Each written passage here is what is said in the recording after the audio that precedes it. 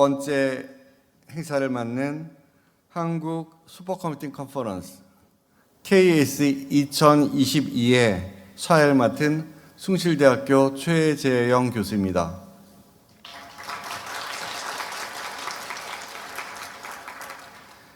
바쁘신 일정에도 한국 슈퍼컴퓨팅 컨퍼런스를 위해 참석해 주신 내빈과 참여자 여러분께 진심으로 감사드립니다. 이번 행사는 HPC Make the Future라고 하는 주제로 미국의 엑사스케일 슈퍼컴퓨팅 개발과 활용 및 새로운 동향 발표뿐만이 아니라 4차 산업혁명이 우리 사회에 미치는 영향에 대한 강연도 함께 펼칠 예정입니다. 이와 더불어 과학기술의 한계를 극복하기 위해 꼭 필요한 슈퍼컴퓨터와 초고속 네트워크를 활용하여 우수한 연구 결과를 도출하고 있는 슈퍼컴퓨팅 응용과 서비스, 슈퍼컴퓨터 설계 및 개발, 계산과학공학, 산업체 공학 해석, 바이오 빅데이터 등 산학연 연구자들이 한자리에 모여 연구 결과를 발표하고 공유하는 교류의 장을 마련하였습니다. 첫째 날은 오늘은 오전에는 기조 강연과 더불어서 개회식이 진행되며 오후에는 각 분야별 워크숍이 진행될 예정입니다. 유익하고도 즐거운 시간을 보내시길 바랍니다. 첫 번째 기조 강연을 먼저 설명을 드리겠습니다. 첫 번째 기조 강연은 Dawn of the Exascale Computing Era 라고 하는 주제로 오크리지 내셔널 랩의 더글라스 퀘시 박사의 강연이 있겠습니다. 굉장히 화려하고 유명하신 분이지만 간단히만 설명을 드리면 이 더글라스 퀘시 박사님은 1987년에 퍼듀 대학에서 뉴클리어 엔지니어링 분야의 박사학위를 받으셨고요. 그리고 그 박사학위를 받으신 이후에 로스 알라모스 내셔널 랩에서 다중물리 분야에 대한 연구를 20년 동안 진행하셨습니다. 그리고 2006년서부터 지금까지 이 DOE, 그러니까 에너지성의 이 DOE 랩인 오크리지 내셔널 랩으로 옮기셔가지고 여러 가지 이 프로그램 디렉터를 하셨는데 그중에 대표적인 게 이 Director of Science at the National Center for Computational Science. 그래가지고 2006년서부터 2010년까지 NCCS의 디렉터를 하셨고요. 그 이후에 이 Consortium for Advanced Simulation of Light Water Reactor. 그래가지고 핵융합 분야의 이 디렉터를 계속해서 하시다가 지금은 이 Exascale 컴퓨팅 프로젝트의 디렉터로 계십니다. 그래서 이 모두들 뜨거운 박수로서 환영해 주시기 바랍니다. 감사합니다.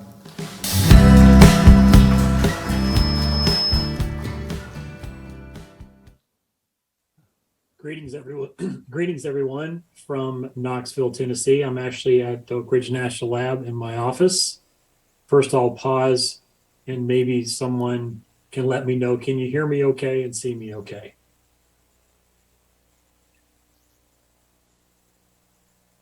Yes, we can see you all right. Thank you. Thank you. It is actually September 28th here. I think I'm about 13 hours behind you. So I want to thank the organizers for inviting me. I only wish I could be there with you. I've never been to South Korea. I would have really enjoyed it. Nevertheless, the organizers were very, very kind and generous in allowing me to share what we're doing here and be with you virtually. So that said, I have a lot of material I want to share, and so I'm going to go ahead and start. Let's see.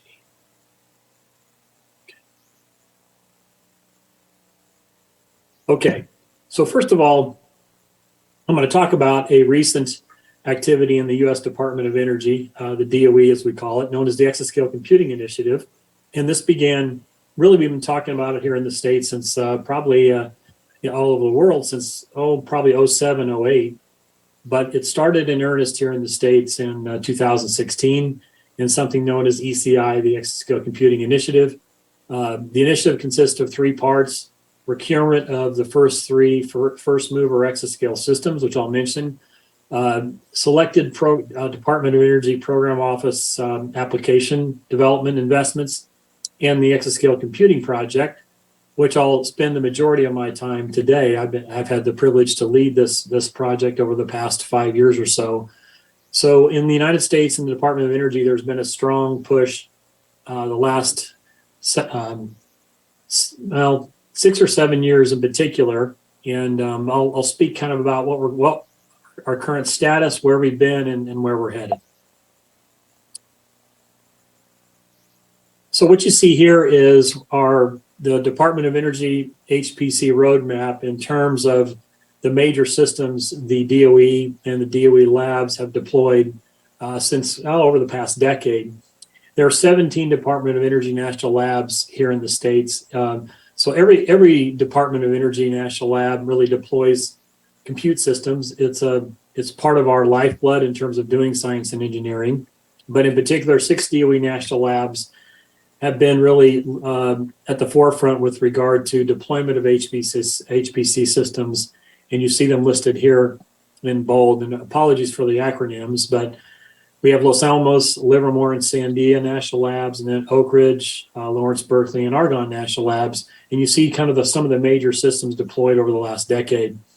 And what's shown here is the HPC vendor. It's been the major integrator, so in many cases supplier of processes, but you also see underlying GPUs, and in this case, the first movers with regard to GPUs were actually just here at Oak Ridge, the Titan system deployed in 2012 with Nvidia GPUs, and that really got our feet wet, so to speak, with regard to understanding what it takes to exploit this hardware. And you see then Summit, Sierra, at Livermore, and Oak Ridge continue the Nvidia line. And then you see the three first mover, what we call them, exascale systems, Frontier being recently announced and deployed, currently under acceptance in Aurora, and El Capitan. So the Exascale Computing Project is really focusing on getting a software stack and applications ready for these exascale systems, but also making sure that they're very productive in delivering science and engineering solutions for our nation on what we call pre-exascale systems as well. This is an older slide, really. I think it's been online for almost 2 years, but it's kind of nice in that it shows kind of the speeds and feeds of some of the major systems deployed by the Office of Science. ALCF is Argonne, OLCF is Oak Ridge, and NERSC is at Berkeley.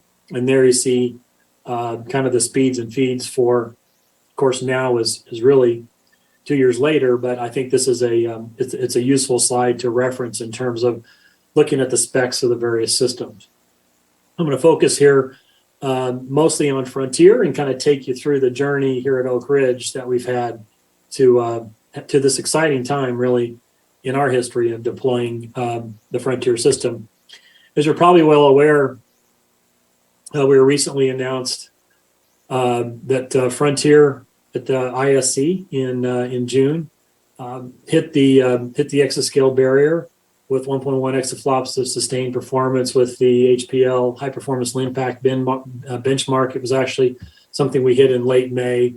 Also was listed, fortunately, as number 1 and 2 in the Green 500 and number 1 in HPAI. And HPAI really means accelerated through multi-precision. So it's basically a high performance LINPACK by using multi-precision for acceleration. You see there on the left, the system consists of 74 HPE Cray EX cabinets. It's 9,408 nodes, over 37,500 GPUs, and I'll have a few slides that gives you more of the speeds and feeds. This community, my fellow HPC colleagues, is probably well aware of the specs, but I thought it would be useful to remind folks of what's here in the system. And here it is. I've colored some of the things in blue just to sort of point out what some key takeaways. It does have a peak of around 2 exaflop. I think we're going to be able to get near that for many of our applications. I'm an application developer. That's my background. So lots of memory is important. 7.2 petabytes of memory is very, very, very exciting. Basically, 4.6 of DDR and 4.6 of high bandwidth memory. Slingshot interconnect, Dragonfly topology. You see each node, and I'll have a diagram, essentially as an AMD EPYC, actually Trento processor with 4 AMD GPUs, the MI250Xs. It's a very exciting system. It's currently going through acceptance, which is a very rigorous process here at Oak Ridge. But we are excited to say, you know, not just delivering benchmarks, we've been able to run some real applications at scale and get some great results. Currently going through acceptance, and so we'll be rolling our early science and ECP applications on the system here, likely within the next month. So here is the node, and you see again you have a 64-core Trento, AMD EPYC Trento CPU, has a custom Infinity fabric, more or less coherent memory. Again, you see the DDR4, 512 gigabytes of DDR4 memory per node, and then 128 gigabytes of high performance, high bandwidth memory per GPU. Good memory, great memory bandwidth, and each GPU can go direct out to the out through a Cassini NIC to the network, and so what we call GPU direct. One GPU can communicate through the NIC via MPI to another GPU on another node. So that's a very, very nice feature. The system is also very well balanced for I/O, in particular being able to directly to the parallel file system, which is Lustre, almost 10 terabytes a second. But if you're clever in how you use and stage your data on the NVMs, non-volatile memory, you can get almost 70 terabytes per second ingest or read, which is very important for training and machine learning applications. So being able to have a well-balanced system for input, in particular for training, is also important. So that's an exciting feature we really plan to exploit moving forward. Oak Ridge National Lab and the Oak Ridge Leadership Computing Facility, which is a DOE Office of Science facility, really has a great history in deploying 4 #1 systems shown here, Jaguar, Titan, Summit, and now Frontier. And we've really followed a kind of a great trail of accelerated node computing. And I mentioned back to the Titan days, I think we were the first to really push hard for GPUs. We worked closely with Nvidia to ensure that we could get error-corrected memory and 64-bit floating point operations. And so we followed this progression from essentially a GPU to CPU ratio of 1:1 to 3:1 to now 4:1. And so we don't personally believe or foresee accelerated nodes going away. I think hardware that's designed to accelerate certain floating point operations are here to stay, and being able to position our applications and our software stack to exploit that hardware is very, very important. One of the other goals here in the States, in particular for the Department of Energy, was to really invest with our US HPC vendors in being able to bring the power requirements way down. And so we had a requirement really of being less. We wanted to deploy a system that was less, and ideally much less than 20 megawatts per exaflop. And you see with Frontier, we're able to get, relative to peak exaflop, about 15 megawatts. So relative to projections a decade ago when it looked to be, sadly, 100 megawatts or more, this is a very, very exciting development. And in other words, systems like Frontier, like predecessors Summit and Titan, can continue to be used, useful, and probably most importantly, affordable. And so this is a great feature of Frontier, and we see that continuing moving forward. Deploying Frontier wasn't easy. We don't cookie cutter these machines, these systems. There's been, in terms of preparing for Exascale, I'll talk a lot about ECP, which is predominantly a software project, but you can kind of see the timeline. We've been talking about what are the science drivers that really have a need for Exascale to be able to deliver breakthrough solutions. And we've been talking about that, at least here in the States, since well, almost 15 years ago. Anyway, you can see the timeline. And so this is a career run for many of us. And it's really exciting to kind of be at the dawn of this era with the installation of Frontier and our applications ready to go. So I'm now going to talk most of the remainder of the talk about the Exascale Computing Project, which is, again, part of the ECI, Exascale Computing Initiative. And the vision is to really accelerate innovation by having exascale simulation and data science solutions addressing key problems of national interest and overall world interest, I think, in terms of certain applications.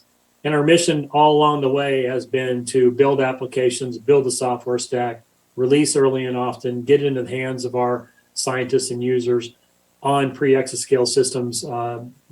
Summit in particular here at Oak Ridge has been a fantastic system. And so the point is your mission is your purpose, it's your reason for existence. We've been delivering and deploying really all along since we started basically in 2016.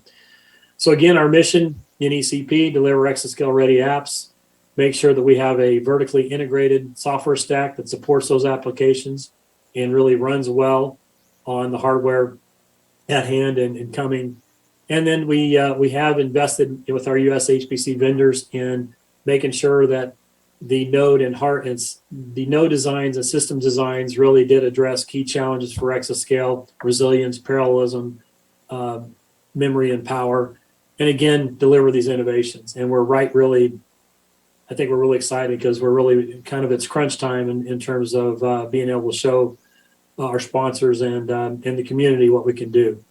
It's a large project, almost $2 billion over 7 years. I mentioned there's the 6 lead labs responsible for leading the endeavor. There are almost every lab in the DOE lab in the complex is part of this project. A lot of universities and a lot of U.S. companies, more than 80 research teams and 1,000 researchers. So for somebody like me, it's just a once in a career, once in a lifetime opportunity to be part of something this exciting. I'll say a little bit about our focus areas. So not surprisingly, when you structure a big simulation-based project, you need to develop applications, you need to have supporting software, and you need to integrate that technology onto the hardware. And so we've got these 3 main focus areas. These have been fairly stable since the beginning of ECP.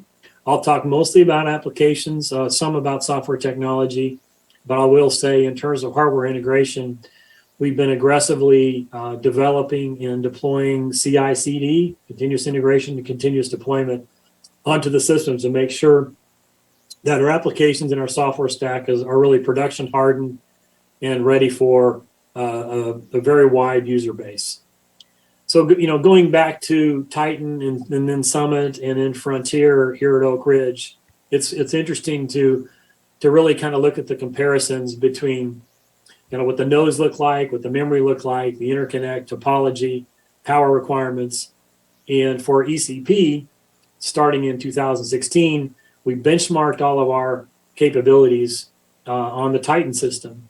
And basically, because the Titan system was still here, of course, in 2016, and basically set figures of merit and targets and goals for performance and more science for each app relative to that benchmark in 2016.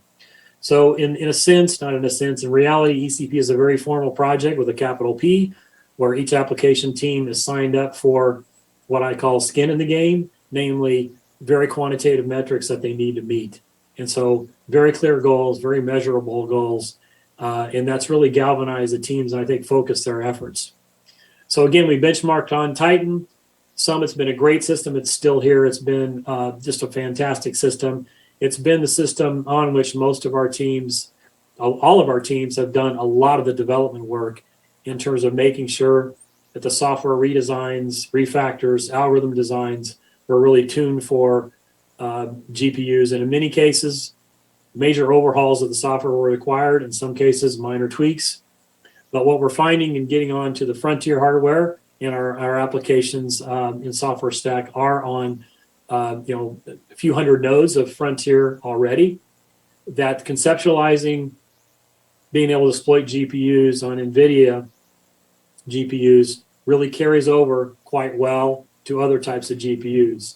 And in fact, with Intel and AMD and Nvidia, we think that's a really good story in that we have a diverse hardware ecosystem here, and that really forces us to make sure that we're portable, performant, and able to be really robust and production hardened on all types of hardware. So that's been challenging, but yet I think it's really going to pay off for our science and engineering endeavors moving forward. This is probably something you folks are very aware of, but accelerators are here, whether you like it or not. We love them. But just to point out, the power you have in GPUs in terms of pure floating point operations is almost 100% of the peak. So for example, on the 200 petaflop Summit system, if your application can't use GPUs, you probably have about 5 or 6 petaflops at your disposal. That's it. It's like looking 12 years in the rearview mirror using a very, very old system. Similarly for Frontier, it's about 5 or 6% only on the CPU. So you really have to exploit the GPUs to be able to deliver science and engineering solutions. Let me tell you a little bit about now the application portfolio in ECP.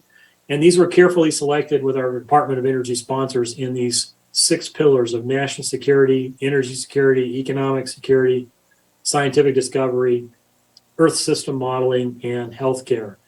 Now, across the Department of Energy, it's a very, very large agency. There are hundreds of applications that are important.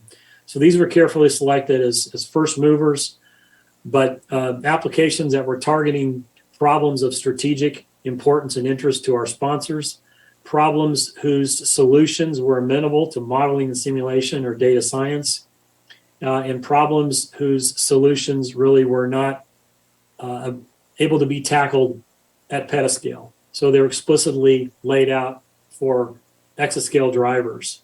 And you can see it's quite an eclectic portfolio. I will also add that this is not a low-risk set of applications. There are many non-traditional applications that really weren't petascale mature at the time.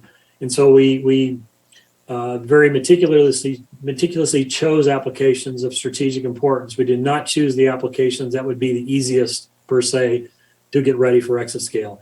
So in terms of non-traditional, we have an application that's really doing on-streaming data analytics for our light sources. In this case, the LCLS facility at SLAC. We have an application for metagenomics, genome assembly. We have an application that's natural language processing, and that's really come to fruition, and that's essentially analyzing medical records in joint with the NIH. I don't have time to go through all of them. Power grid is another application that's a very non-traditional HPC application. So it's been, some of these are very high risk, high return, and that's by design. So the starting point was 24 applications, 6 co-design projects I'll speak to, a large code base, a lot of it Fortran, all kinds of different programming models. So this was a very massive and still is a massive software investment. Many of them had to sign up for a 50x or more performance increase, which was no walk in the park for sure. And so it was a heavy lift, to be honest.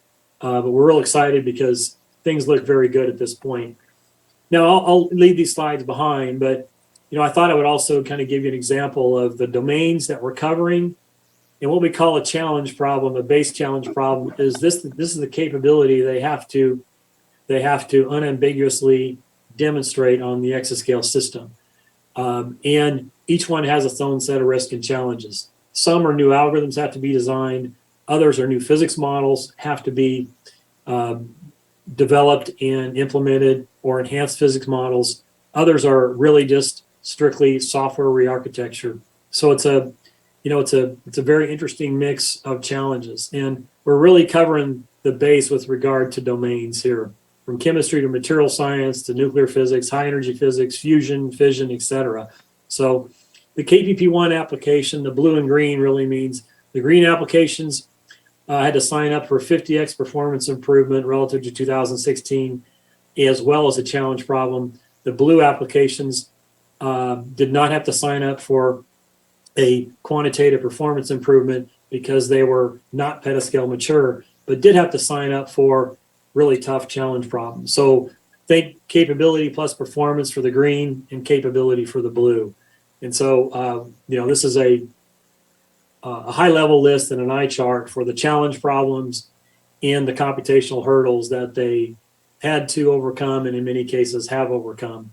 Although the proof's in the pudding, in the months to come, we'll be demonstrating these capabilities on Frontier.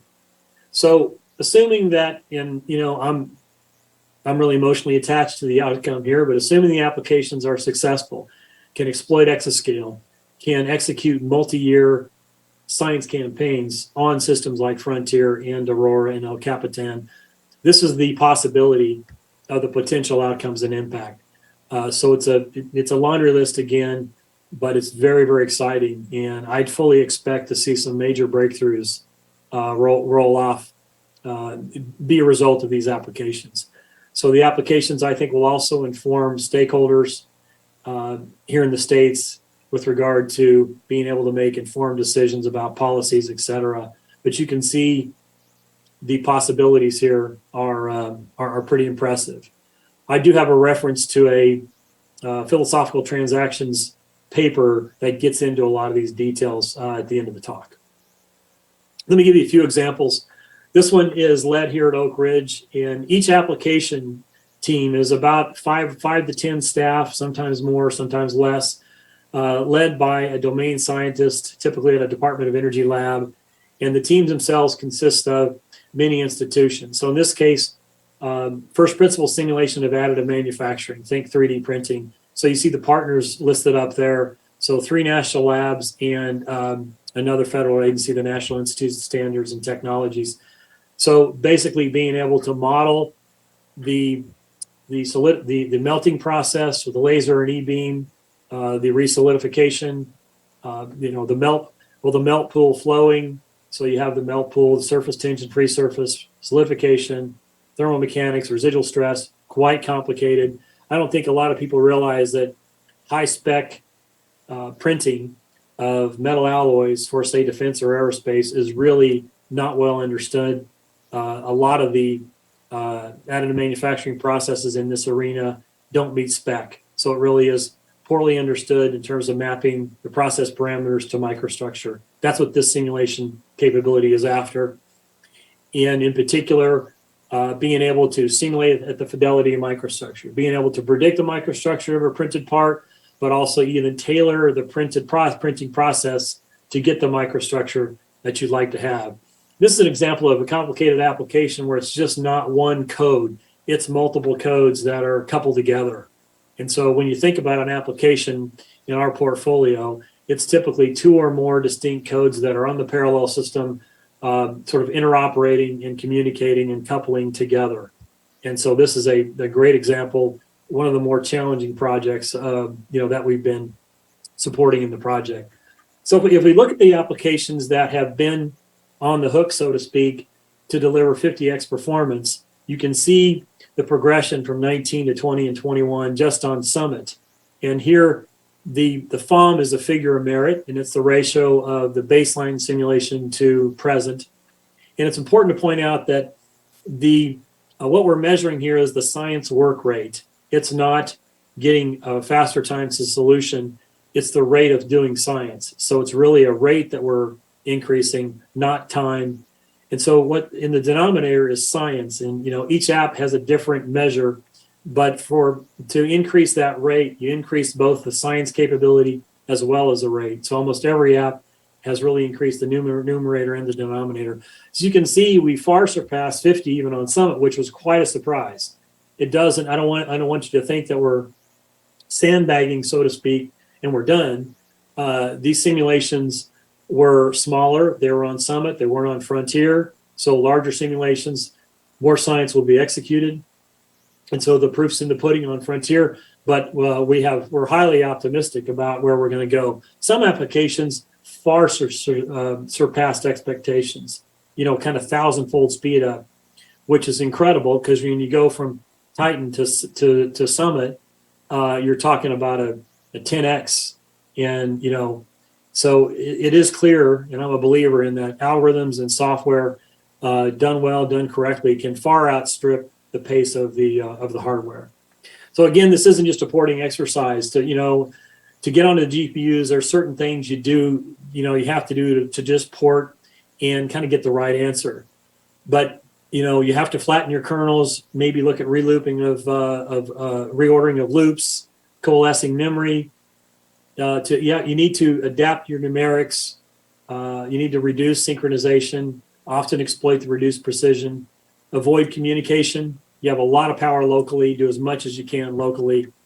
And in many cases, you have to look at totally different models. For example, for Monte Carlo, instead of particle-based parallelism, which is embarrassingly parallel, we went to event-based parallelism because guess what? The particle-based parallelism performed poorly on the GPUs. Event-based parallelism, meaning grouping like particles together so you can launch them together in one kernel, really occupied the GPUs much, much better.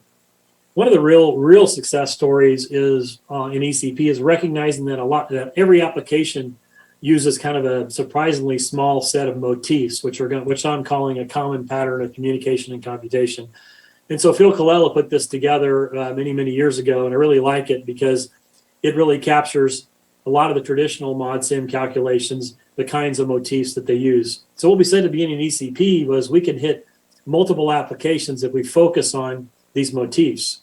And so in other words, let's try to get particles to scream on the GPUs. Let's try to get linear algebra to really work well. And so we focus down on these motifs, and we call them co-design centers, when it's a little misnamed because we're co-designing all over the place in ECP, but nevertheless, it's been a historical name. So I wanted to point out the importance and efficacy of these co-design centers that are focused on certain motifs. And you can see data analysis and reduction, patch-based refinement, unstructured mesh, finite element operations, particle-based methods, graph analytics, and machine learning. And so these co-design centers, are really to point out, have been really instrumental. And they've resulted in a set of kind of higher level middleware layers that are now, I think, part of a new kind of evolving software stack moving forward. Meaning we see these capabilities as not being ephemeral, but living long lives and being part of many applications. An example, probably my favorite one, is AMRX, John Bell and Anna Malmgren. This is adaptive mesh refinement, but that's one motif. But they've also factored in particles, how to push particles on these patches, and also how to do edge-based boundaries, and also linear algebra. Currently, just within ECP, AMRX is a critical component, meaning it must be there for a given application in 6 of our applications, and I think you're going to see it explode in the future.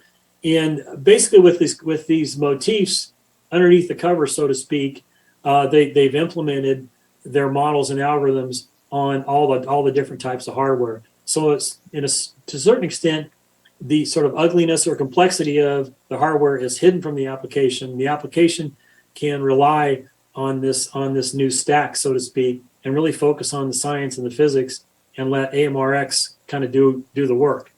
And that's really worked well, say for combustion. We have new combustion codes being written, compressible and low Mach number, being able to push particles, do embedded boundaries, linear algebra, really, a new code from scratch has really kind of been born and raised in just a few years based on AMRX. Similarly, for gas solid flows, and here you have CFD for the gas, you have boundaries for in this case, fairly simple fluidized bed, but then you have DEM, discrete element method, where you're pushing particles, all done based on the AMRX co-design center. Another one's been wildly successful is unstructured mesh, finite element discretization.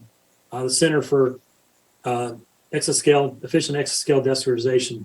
Many applications, unstructured mesh applications, are built on the SEED effort and the MFEM library. And again, you see the diagram on the right there. Underneath the cover, so to speak, there's libc, SEED, and then multiple implementations on CPUs and GPUs. And a user using this library can kind of choose, whether they want to go native, and that's basically CUDA or HIP or one API, or whether they want to go another abstraction layer like Akka or Magma. And so I think this is a great kind of way to design your code. Design your software stack to be agile in the future. And one that's been surprisingly successful because particles are everywhere in codes and they're often embedded in all throughout the application.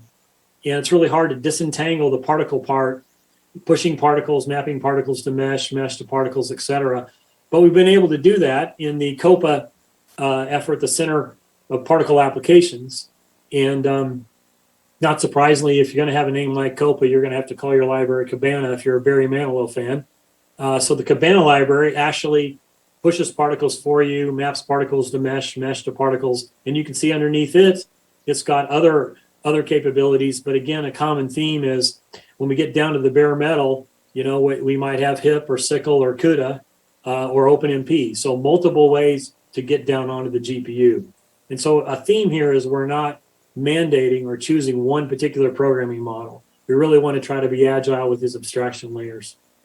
Another great example is molecular dynamics, and here it's maybe less about the co-design motif and more about kind of the interesting breakthroughs that they've gone after. This application is looking at two particular really hard problems, and that's understanding the growth of fission product gases within nuclear fuels or the growth of helium bubbles within a tungsten first wall in a fusion reactor. And to really go after that, you've got to really simulate it at the atomistic scale. So you want to use a molecular dynamics capability, but the curse of MD has been not being able to really go long time scales. You can get to more length scales by growing your simulation, but to get to large time scales, you need to be creative and use some advanced techniques, in this case, parallel in time or accelerated molecular dynamics. So here's an example of really kind of a new algorithm being infused into, in this case, the LAMPS code. And so being able to use replica-based dynamics and being able to farm off multiple MD simulations across the entire system. And then when one of the simulations overcomes a statistical barrier, you stop and everybody then restarts with the larger delta T relative to all the individual simulations. It's really very, very interesting. It's another workflow where now you're firing off, hundreds or thousands of LAMP simulations on the fly. LAMP was calling a DFTV capability, basically doing on the fly quantum dynamic or computing quantum potentials. And it even is amenable to machine learning, where now you can bring in machine learning to basically fit between DFT simulations and data. And that's been another interesting development, is being able to bring machine learning kind of on the fly and being able to use an inference engine to choose the best potentials. So this is one we're very excited about. LAMPS is traditionally an MD code for metals and metal alloys.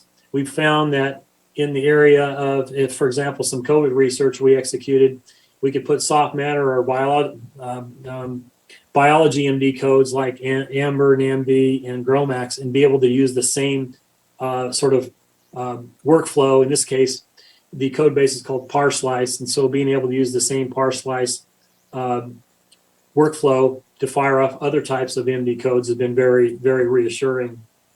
The ExoLearn Center was started a couple of years into ECP, and the idea here wasn't to create a new machine learning code. We typically use what we call industry frameworks, whether it's PyTorch or TensorFlow or whatever. But the idea is to use machine learning to augment and accelerate our existing workflows. So this co-design center has been working with our application teams to see if they can help using ML created models with surrogates, control, design, or inverse. And I really like these four pillars because it really kind of covers the important space for how machine learning and AI in general can augment and accelerate our current workflows. And so we, here the idea with this co-design center was to really do very applied work. And, we're really seeing it come to fruition, and you can see some examples here. So we're doing more than dabbling in machine learning. It's not 100% of our scope, but it is important part where we're really trying to figure out how to integrate it into our existing workflows. A little bit about our programming models. I'm going to get some into the software side of things, and that's what have we seen in terms of languages. In an ECP, we are not mandating a particular language or a particular programming model because we want a very diverse ecosystem that supports Fortran, whether it's legacy or new, and all kinds of languages. You see Julia as an example, it's an emerging language. But the arrows indicate choices made by our teams in sort of migrating some of their code base slowly. It's not an easy process over to C and C++, and that those choices were made by the teams. But, I think it's not surprising because the C and C++ compilers and standard moves forward very quickly, and not as quickly with Fortran. Being able to support new features in Fortran with compilers is more difficult and slower moving. So we've seen some teams slowly infuse C and C++. So there's been a migration there. And what we've seen is really, in retrospect, maybe not surprising, but we have two efforts that are ongoing that are essentially what we call abstraction layers. And I talked about the co-design motifs really are at some level an abstract, where they abstract away the complexity of the heterogeneous hardware. Well, in this case, Cocos and Raja are kind of one layer below. So our co-design centers often use Cocos and Raja. Cocos is developed out of Sandia, and it's really caught fire, frankly, within ECP. A lot of applications have adopted Cocos as the way to interface with and effectively use the GPUs. Raja has a similar design philosophy, a little bit different approach. It's developed out of Lawrence Livermore, but a lot of our codes have moved away from Luke Pragna here, think OpenACC, OpenMP, kind of moved into the abstraction models. And in some cases, native GPU kernels, think about that as I'm programming in CUDA, HIP, or SYCL. I might want to move into Cocos or Raja. Does that mean you're moving away from OpenMP or native? No, because underneath the covers in Cocos and Raja, those implementations are there. But for kind of lower level kernels, whether it be a do loop or a for all loop or how to lay out a data structure, those sorts of decisions and operations are done by the extraction layers. So so you might be thinking, are these going to live beyond ECP? You bet. There's definitely post ECP investment because ECP will formally come to closure in 2024. Vendors here in the States are committing to these abstraction layers as well. So I really see these as just part of our kind of more permanent ecosystem moving forward. So when you think about accelerated node computing, and again, an accelerator here in this example is a GPU, but it could be an FPGA, it could be even a quantum accelerator moving forward. So think more generally. Andrew Siegel, who leads our application effort, made this slide and designed it, and I really like it. But we've seen a migration, probably in your community as well, from CPUs to a CPU-GPU combination. Again, Titan was 1-to-1. CPU, multiple GPU combinations, Summit, Sierra, kind of 2-to-1, 3-to-1. And now you've got more GPUs, and in some cases, even more CPUs with Frontier 4-to-1.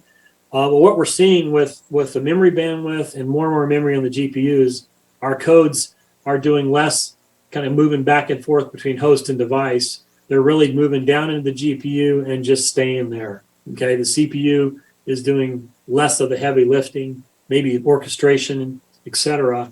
But I think you're going to see as more memory becomes available or more compute power becomes available on the GPUs, that you're really just going to see, APUs, accelerated processing units that really are kind of fully integrated. And so our focus in our application teams have really made that migration, not because they're forced to, but because this is the way to get the performance. And that does mean, to some extent, a large amount of refactoring, redesigning. So I really like this slide as well because, the programming model choices really is a balance between kind of risk and control. If you think about on the application side, I don't want to rely on anything else, any other libraries, any other groups. Then I'm going to go down, I'm going to program on the metal. And that means I'm going to have to know how to do that. and I'm going to have to know how to restructure and redesign and program in native models like CUDA, HIP, SYCL. So when new hardware with new models come along, I've got to commit to programming in that style. So that's where I have ultimate control. But my productivity and portability might not be so high if I'm doing these one-offs every time. And as you move on up the stack, you know, whether it be OpenMP or what we call these abstractions or even these higher level motif frameworks, you're relinquishing more control. And I think our application developers are finding that there's merit there when traditionally you want to have kind of control over your software base, but you can be much more productive. Well, more productive, you know, much more is probably subjective. You can certainly be more portable. So, you know, and again, in ECP, we aren't saying live here or live there. We're seeing kind of an eclectic mix. And I think depending on the domain, one or more of these choices would make sense. So every year in our application area in ECP, we really do a deep dive review. And Andrew Siegel and his team, Andrew Siegel's at Argonne National Lab, basically do a deep dive review of all the applications. And these reports are eventually made public. I think this one, March of 2022, has not been made public yet, but the previous years are available on our website. And every year, different themes emerge with regard to, you know, our current, what keeps us up at night list, highest risks, et cetera. In this case, the more recent review shows we really need to do better and more work in sparse solvers. In this case, batch sparse solvers, often on node. OpenMP offload performance, we're investing heavily there. We need to get that to be more mature and robust. And you can see the list goes on here. So, you know, we don't sit still and just hope that things are going to work out. We do our own internal reviews and come up with mitigation actions to make sure that we can address these things where they can be addressable at the software level. Now I'm going to talk a little bit about the software technology area in ECP in the few minutes remaining here, and just point out that this is a very sizable investment. In pre-ECP, there were lots of very important community software libraries and components that we were all using, and I'm sure you folks as well.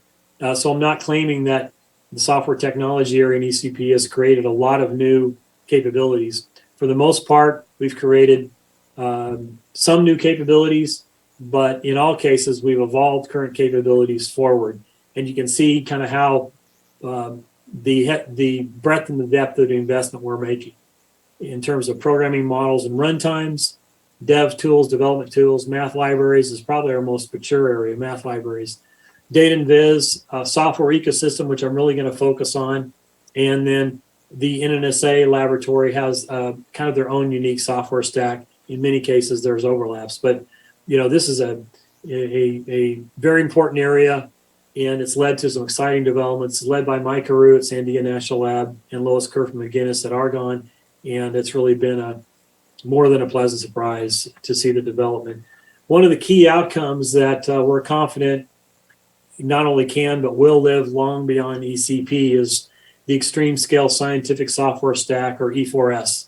And you can see at the bottom the standard workflow for software components needed by applications was, you know, you talk to your friends, your colleagues, you see what's out there open source, and you choose to bring in certain libraries that might be useful. Most traditional might be linear solvers or nonlinear solvers.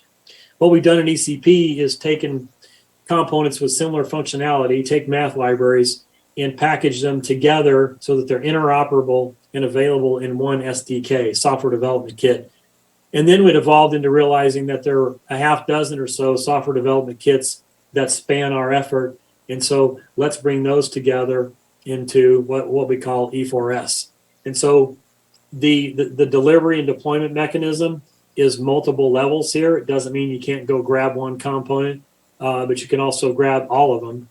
And they are containerized, and we're releasing them. We're releasing E4S every 3 months, so every quarter. The latest release, actually February, I think we've got one early summer now, but recommend the viewers here to go to e4s.io you can find the latest release. It does include other frameworks that are standardly used by a lot of us in what we call industry frameworks. For example, machine learning like TensorFlow, PyTorch, Horovod. Okay, 4 different containers are available or built from bare metal, and you can see the SDKs listed here that are really kind of overlap with our main areas in ECP. This has been an exciting development. We've seen other countries, other entities really adopt this approach and not just use what we're deploying, but to continue to evolve these capabilities with us, but also adding their own capabilities to E4S. And so there's a nice model for community collaboration that I encourage you to look at. Here's just an example of what's in SDK, and this is a year-old list of products, but you can see a common theme here. You've got a lot of linear, nonlinear solvers, direct, iterative, dense, sparse, and you can kind of see that this is one of them that's gonna continue to grow. It's called XSDK, but each SDK we have a point person for deployment and delivery, and they're all packaged together into what we call E4S. And I can't praise Samir Shindi enough at University of Oregon. He's on point for doing all of our packaging and deployment, and so recommend that you go to this website.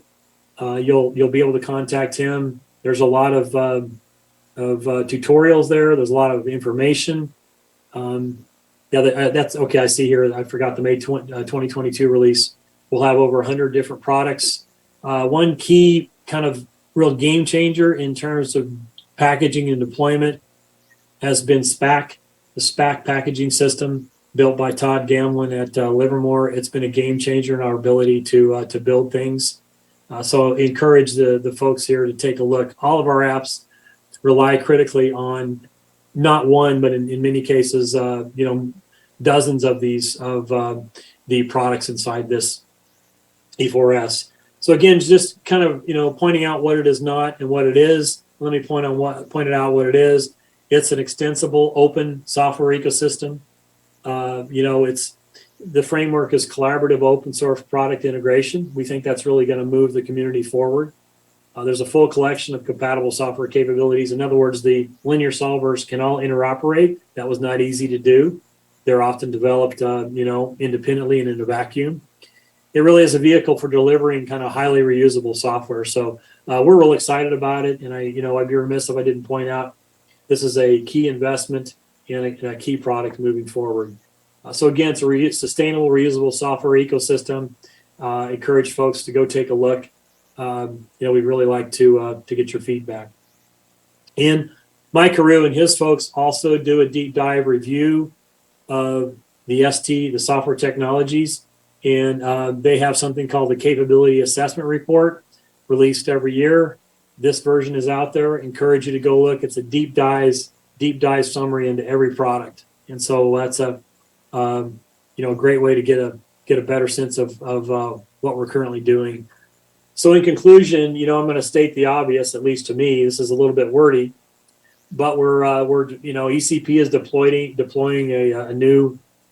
Well, it's been 3.5 years we've been deploying it, but I want to point it out. E4S, please take a look.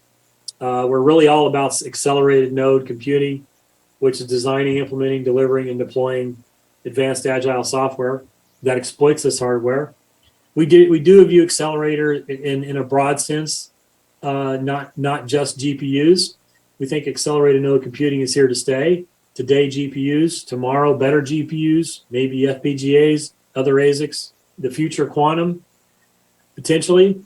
So our first mover apps in E4S software stack, many are available for testing, and in the software stack in particular, we think with the abstraction layers and programming models I mentioned, should really lower the barrier to entry and the risk in sort of getting on these systems. We want to see more and more applications exploit this incredible technology, and we feel like this technology, the software technology we've developed, can really help there.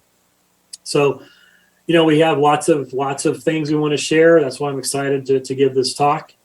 We believe that what we're doing here in the Department of Energy is very exciting.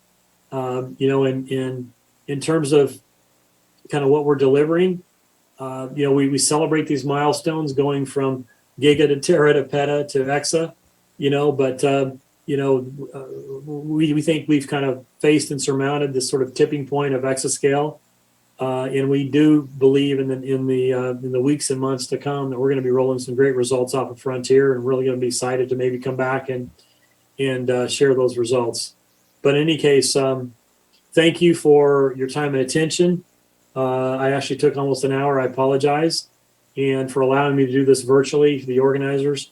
I will point out on our website, exascaleproject.org, there's a library portion of that website that has, by last count, I think over 500 publications listed and probably 15 higher level reports.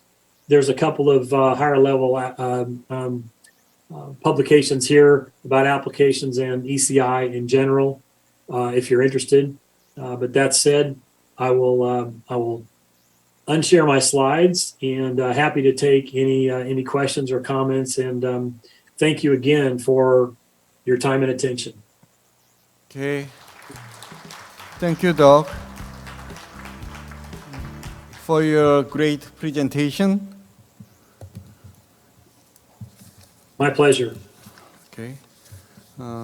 Actually, in his presentation, he covers that Exascale system, especially Frontier system, and software, target application, and then he covers everything on the Exascale project. And is there any comment and questions?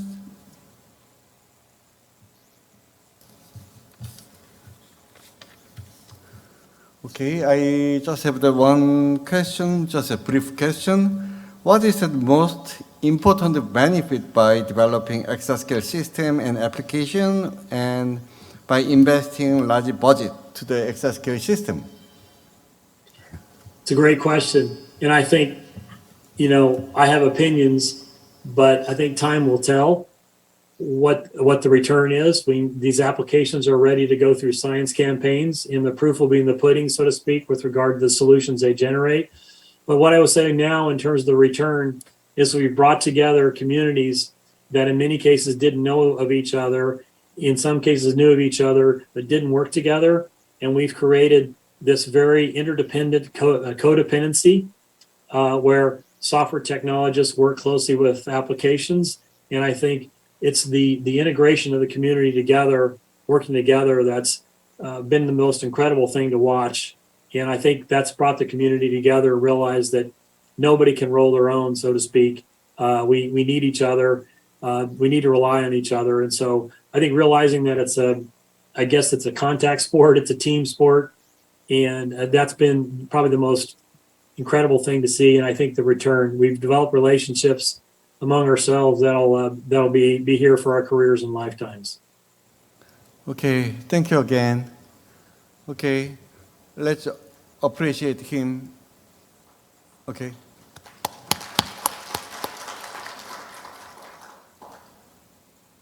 Oh, any question? Okay, if you have questions, sorry about that. There is one more question. Yeah, okay. I have a short question about the importance of the Exascale frontier. Are there any kind of problems that is possible to solve, or at least to approach only with Exascale machine, that it is impossible to do with lower machine? Thank you. Very, very good question. Every one of the applications we're supporting, their challenge problem they've signed up for can only be done at Exascale. By that meaning there's not enough memory available. Maybe they need 9 or 10 petabytes of memory. There's not enough compute power available. So every application has actually designed a problem that cannot be solved at petascale or 200 petascale.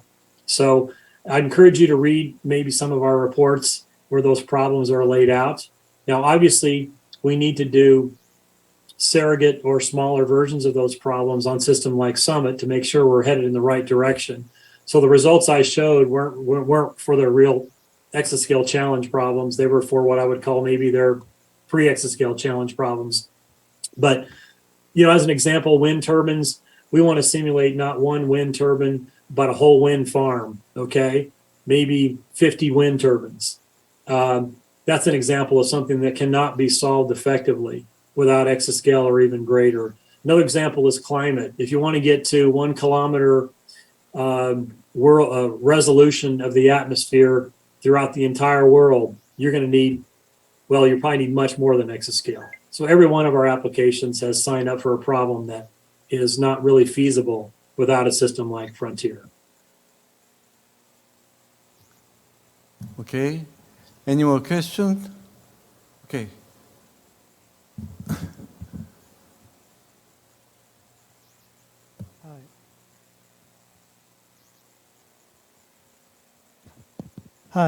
Hi, Doug. Thanks for great talks. It seems that you support a lot of applications in many domains. I wonder if there is any disruptions observed in the support of applications, especially in the porting of applications in terms of switching from Nvidia GPU to AMD GPU. Great question. So the more sizable disruption is just porting to a GPU. So in porting to a GPU, you have to have smaller kernels, and you don't want kernel diversion, meaning a given kernel might have many branches, okay? So you want to have smaller kernels. You don't want to have them divert. So when porting to Nvidia, there's a lot of conceptualization with regard to the data structures and how to restructure your code. That's fairly disruptive, or for most codes. Going to AMD or Nvidia, or Intel, much less disruptive, because the GPUs are kind of similar, not just in hardware, but the way they're implemented in software. So the major hurdle is just getting on the initial GPU.